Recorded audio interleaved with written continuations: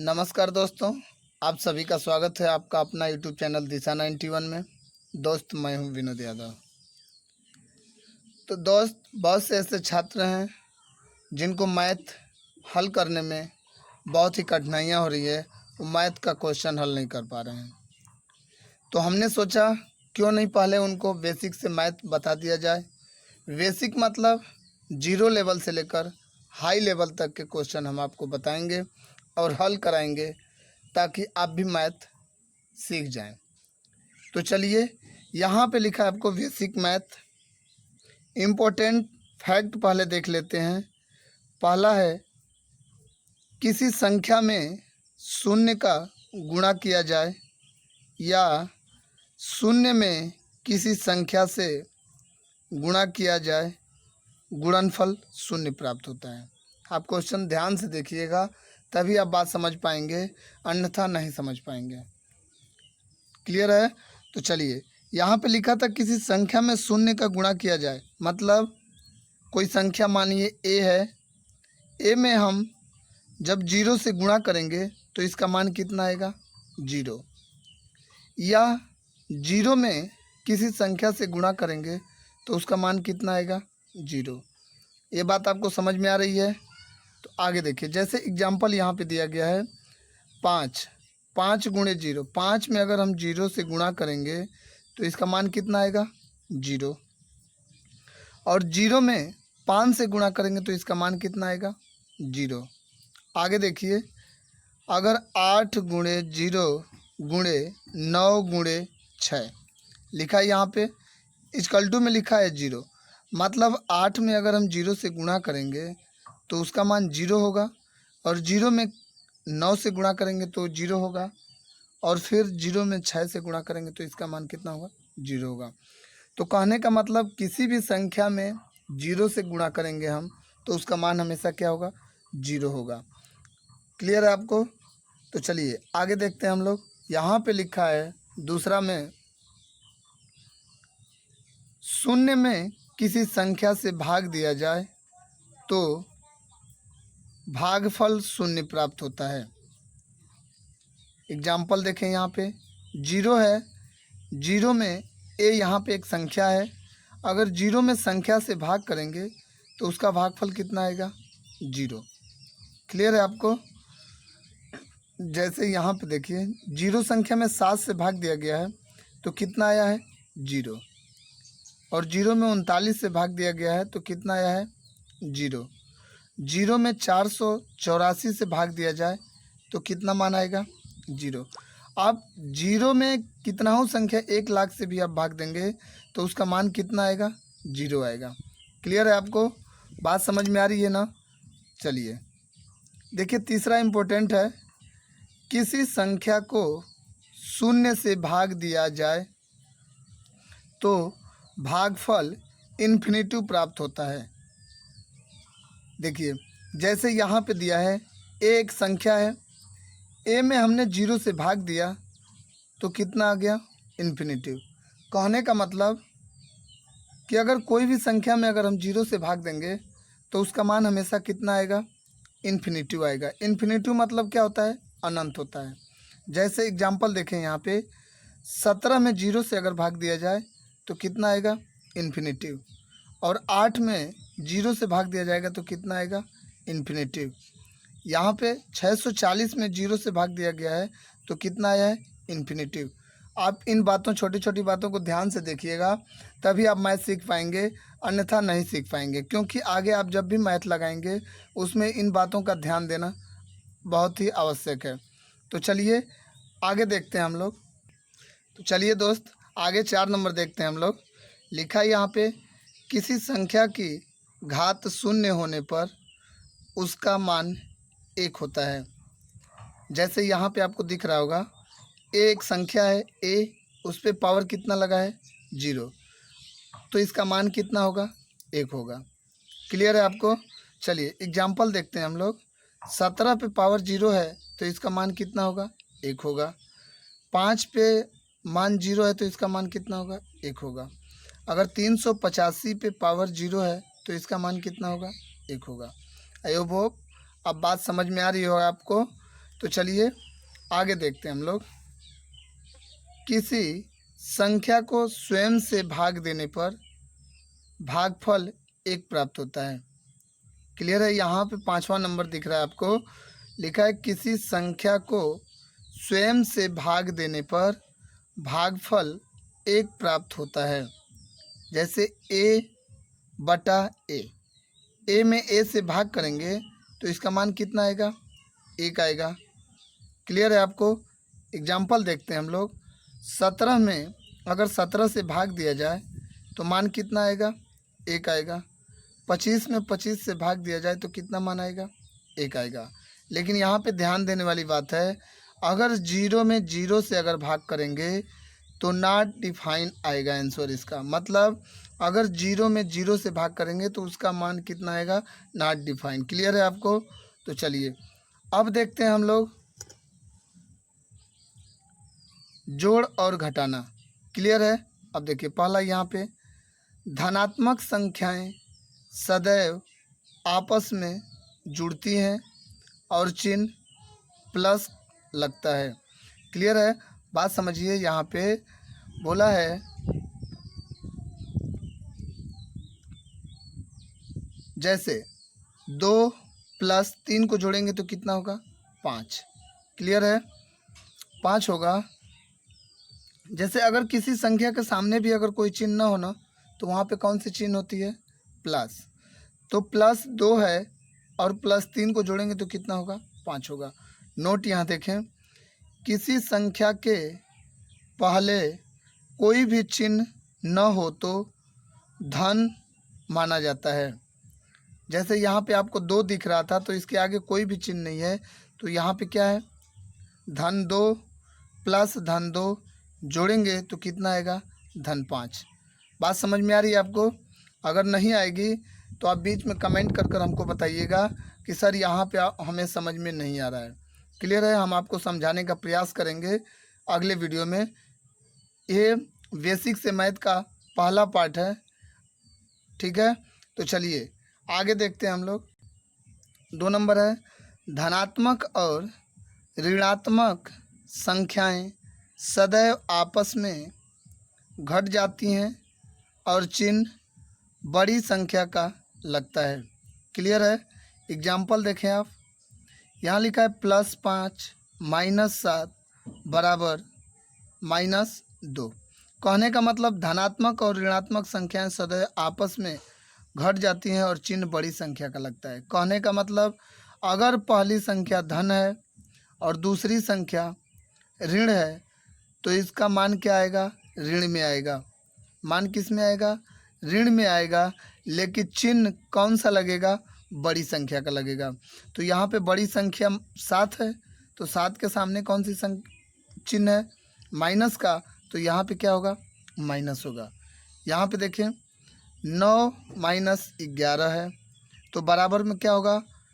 तो जब यहाँ पे कोई संख्या के सामने अगर यहाँ पे कोई भी चिन्ह नहीं है तो यहाँ पे कौन सी संख्या मान सकते हैं आप? प्लस मान सकते हैं। क्लियर है? तो प्लस और माइनस दोनों आपस में क्या होगा? माइनस होगा। तो 11 में से 9 घटेगा तो कितना होगा? 2 होगा। लेकिन चिन्ह यहाँ पे बताया हमने बड़ी संख्या का लगेगा। तो बड़ी संख्या कौन सी है? 11। तो 11 है तो 11 के आगे क्या है? माइनस है। तो यहाँ पे चिन्ह कौन सा होगा? माइनस होगा। क्लियर है? चलिए आगे देखिए। यहाँ पे लिखा है 17 - 9। जब 17 में से 9 घटाएंगे तो कितना आएगा? 8 आएगा। लेकिन यहाँ पे हमने आपको बताया था बड़ी संख्या का चिन्ह लगेगा। तो बड़ी संख्या हमारी 17 है। 17 कौन सा है? आगे प्लस। तो प्लस यहाँ पे रहेगा। क्लियर है आपको? यहाँ देखें -11 + 9 बराबर क्या होगा? माइनस और प्लस का जब गुणा होगा तो क्या होगा? चिन्ह माइनस होगा। लेकिन बड़ी संख्या का चिन्ह यहाँ लगेगा। तो बड़ी संख्या 11 है तो 11 में से 9 घटाएंगे तो 2 आएगा। लेकिन चिन्ह हमारा कौन सा होगा? माइनस होगा। क्लियर है? आप वीडियो को ध्यान से देखिए, आप भी मैथ सीख जाएंगे। यहाँ पे देखें -9 + 17 लिखा है। तो हमने बताया आपको धनात्मक और ऋणात्मक जब संख्या रहेगी तो सदैव क्या होगा? घटेगा। तो घटेगा और चिन्ह बड़ी संख्या का होगा। तो यहाँ पे 17 में से 9 घटाएंगे तो कितना आएगा? 8। 8 तो आ गया, लेकिन चिन्ह हमारा कौन सा होगा, प्लस वाला, बड़ी संख्या, तो यहाँ पे प्लस हो गया। क्लियर है। अब चलिए आगे देखते हैं हम लोग तीसरे नंबर का। ऋणात्मक संख्याएं आपस में जुड़ जाती हैं और चिन्ह ऋण का लगता है। जैसे एग्जाम्पल देखें आप, यहाँ पे लिखा है -5 बराबर क्या होगा, यहाँ पे ऋणात्मक संख्याएं आपस में जुड़ जाती हैं और चिन्ह क्या होता है, ऋण का लगता है। तो 5 और 2 क्या होगा, 7 होगा, लेकिन चिन्ह क्या होगा, माइनस होगा। क्लियर है। -7 और -5 दोनों को जोड़ेंगे आपस में तो क्या होगा, 12 होगा, लेकिन चिन्ह हमारा क्या होगा, माइनस होगा। यहाँ पे -8 -6 है, बराबर क्या है, -14। तो 8 और 6 जोड़ेंगे तो कितना होगा, 14 होगा, लेकिन चिन्ह आपस में क्या होगा, माइनस होगा। क्लियर है। अब देखते हैं हम लोग गुणा। यहाँ पे देखिए, प्लस में अगर हम प्लस का गुणा करेंगे तो क्या प्राप्त होगा, हमको प्लस प्राप्त होगा। जैसे 2 में गुणा हम 3 का करेंगे तो क्या होगा, 6 होगा, क्योंकि 2 के सामने भी प्लस है और 3 के सामने भी प्लस है। तो 2 में गुणा 3 का करेंगे तो कितना आएगा, 6 आएगा। क्लियर है। आगे देखिए, प्लस में जब हम माइनस का गुणा करेंगे तो चिन्ह हमारा क्या आएगा, माइनस आएगा। क्लियर है, माइनस आएगा। तो यहाँ पे क्या लिखा है आपको, 2 गुणे -3, तो बराबर क्या होगा, 2/3 6, और चिन्ह क्या होगा, माइनस होगा। हमने आपको पहले ही बताया यहाँ पे कि जब प्लस में माइनस का गुणा होगा तो चिन्ह हमारा माइनस होगा। तो यहाँ 2 के आगे प्लस है और 3 के आगे माइनस है, जब दोनों का आपस में गुणा होगा तो क्या होगा, चिन्ह माइनस होगा। क्लियर है। अब देखिए, माइनस में गुणा हम प्लस का करेंगे तो चिन्ह हमारा क्या होगा, माइनस होगा। यहाँ पे एग्जांपल देखें, -2 गुणे 3 बराबर क्या होगा, -6। यहाँ देखें, जब माइनस में गुणा माइनस का करेंगे तो चिन्ह क्या होगा, प्लस होगा। तो -2 गुणे -3 बराबर क्या होगा, 6 होगा। क्लियर है। अगर माइनस का गुणा सम बार बराबर प्लस, यहाँ पे लिखा गया है अगर माइनस का गुणा विषम बार बराबर माइनस। बात यहाँ पे आपको समझ में आनी चाहिए। लिखा है अगर माइनस का गुणा सम बार, मतलब समान बार, मतलब सम बार का मतलब जो संख्याएं 2 से कट जाती हैं उसे सम संख्या कहा जाता है, और जो संख्या 2 से न कटती हो उसे क्या कहा जाता है, विषम संख्या। तो सम संख्या होगा 2 4 6 8, ये संख्या क्या है, सम संख्या है। और विषम संख्या क्या है, जैसे जो संख्या 2 से न कटती हो, 3 5 7 ऐसे करके। ठीक है। तो यहाँ पे लिखा है एग्जाम्पल में 2 गुणे -3 गुणे 4 गुणे -2 गुणे -3 बराबर क्या होगा, यहाँ पे लिखा है -144। देखिए, 2/3 6 और 6 चौके 24 और 24 दूना 48, 48 144। अब चिन्ह माइनस कैसे हो गया, अब देखिए यहाँ पे हमने बताया अगर माइनस का गुणा विषम बार हो, विषम मतलब 3 5 7 9, जो संख्या 2 से न कटे वो क्या होगा, विषम होगा। तो देखें, एक संख्या माइनस है, दूसरी संख्या माइनस है और तीसरी संख्या माइनस है। यहाँ पे 3 बार माइनस का प्रयोग किया गया है, तो क्या है, विषम बार। तो हमारा चिन्ह क्या होगा, माइनस में। क्लियर है।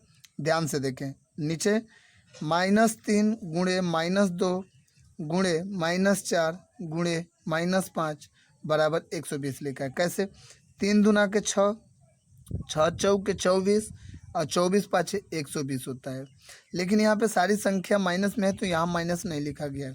क्यों, अब देखिए, अगर माइनस का गुणा सम बार हो तो क्या आएगा, प्लस आएगा। सम मतलब जो संख्या 2 से कटे, 4 है 6 है 8 है। तो यहाँ पे कितने बार माइनस का प्रयोग किया गया है, 1 2 3 4, तो मतलब सम बार प्रयोग किया गया है, इसलिए यहाँ पे चिन्ह क्या होगा, प्लस होगा। क्लियर है। तो चलिए आगे देखते हैं हम लोग। अब भाग देख लेते हैं हम लोग। यदि अंश और हर के चिन्ह समान हैं तो धनात्मक मान प्राप्त होगा, और यदि अंश और हर के मान असमान हैं तो ऋणात्मक मान प्राप्त होगा। क्लियर है आपको? आप ध्यान से पढ़िएगा। यहाँ देखिए, प्लस ऊपर लिखा है भागा प्लस, जब प्लस में प्लस का भाग देंगे तो मान क्या आएगा? प्लस। एग्जाम्पल में है 6 यहाँ पे दिखाई दे रहा है आपको, 6 में 2 से जब भाग करेंगे तो कितना आएगा? 3, क्योंकि यह भी धन है और यह भी धन है, जब भाग करेंगे तो कितना आएगा? धन 3। क्लियर है? यहाँ देखें, प्लस भागा माइनस, प्लस में जब हम माइनस से भाग करेंगे तो हमारा आंसर क्या आएगा? माइनस। यहाँ पे देखें, ऊपर 6 प्लस है और नीचे क्या है? -2। जब 6 में -2 से भाग करेंगे तो आंसर कितना आएगा? -3।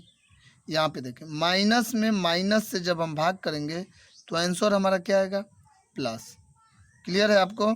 देखिए यहाँ पे लिखा है एग्जाम्पल में, -6 में भाग -2 से करेंगे तो आंसर कितना आएगा? 3। किस में आएगा?